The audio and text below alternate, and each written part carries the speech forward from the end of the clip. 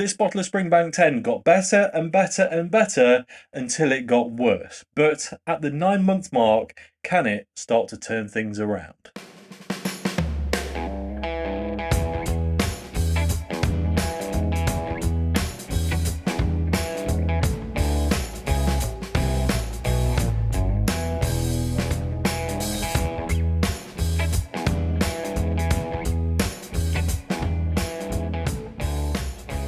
Hello and welcome back to the channel, and yes, it is time for yet another Springbank 10 review. You will be glad to know, if you're bored of these now, that there is only one more left after this one, the 12-month point, and then we're going to stop documenting it because it will have been opened for an entire year. This, though, is the 9-month mark, and as I said in the intro, at 6 months, well, it really wasn't all that good, if I'm entirely honest with you. It got better and better and better from opening, month 1, 2, 3, 6, no, 3, 6, I can't remember what the intervals were now. I think it might have been a 4-month one. Anyway, it got better and better and better until the 6-month point, and then it went downhill quite significantly. At the time, I speculated that might have been the fact it was hot, and in the UK we don't really have air conditioning, so it was hot as in this room, and as a result, yeah, I think that might have affected it. But it's October now, or at least it will be by the time you'll watch this, and as I'm hoping, the temperature has cooled and this may have returned to form, so let's get a dram poured. Now, since opening this bottle, I've acquired a bottle of the Springbank 15, which I'm yet to try, so I'll be honest, I'm kind of looking forward to this being done so I can start the whole thing again with that one. But anyway, for now, on with the Springbank 10. Visually, looks like it has done every other time before. Nice light golden hue, not much more to write home about. Aromas, though, I have to say it every time, it is now the law, smells a bit like some damp wool blankets in an old sheep barn or something to that effect. But whilst that Campbelltown funk is still very much present, it actually smells pretty fantastic. It might have sweetened off a bit. It's reminding me a little bit of honey and lemon kind of, cold and flu remedies, but like the good ones. It's, yeah, got a bit of a hot toddy vibe about it almost. I'm just going to take this bit of fluff out there. I'm sure you can't see it on camera, but the joys of living with hairy dogs, eh?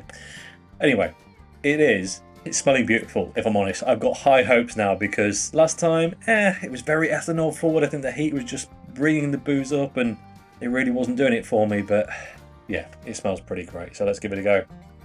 Cheers. Happy 9-month anniversary. That has changed once again.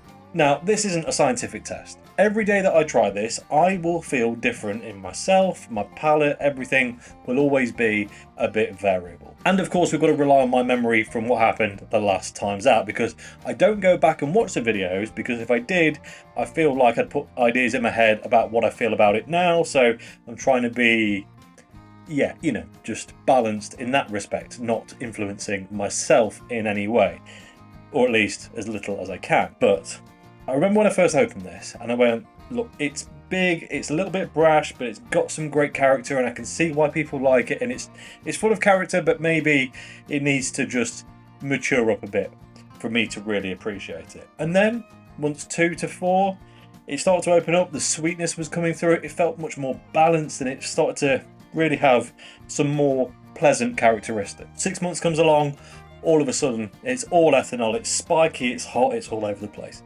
Now, I suspect that was the temperature, because now it's come back down again.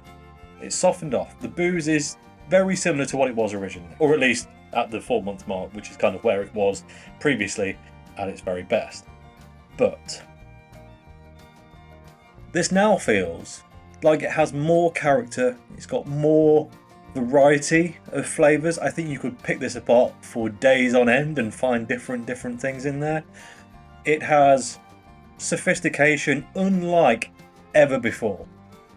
It really is very, very nice indeed. Now, as I said, I've not watched my previous videos prior to recording this, so I don't know what flavours I've mentioned in the past other than the old damp blankets in a sheep barn thing. But let's continue, give it a proper taste test to find out what we are tasting here today. So right on the tip of the tongue, It's sweet, it's heathery, it's dank, it's damp.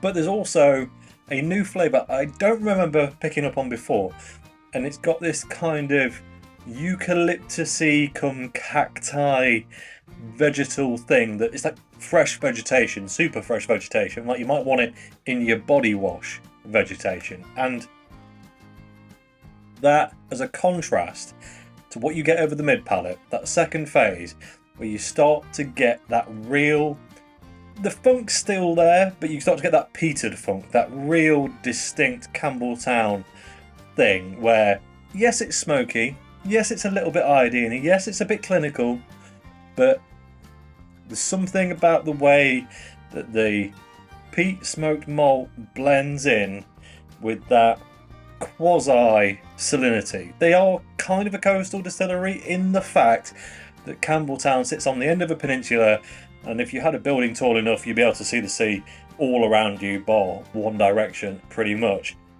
But it's never quite considered a coastal distillery in the fact that it's not got that true salinity that you would expect from someone like, say, Old Pulteney.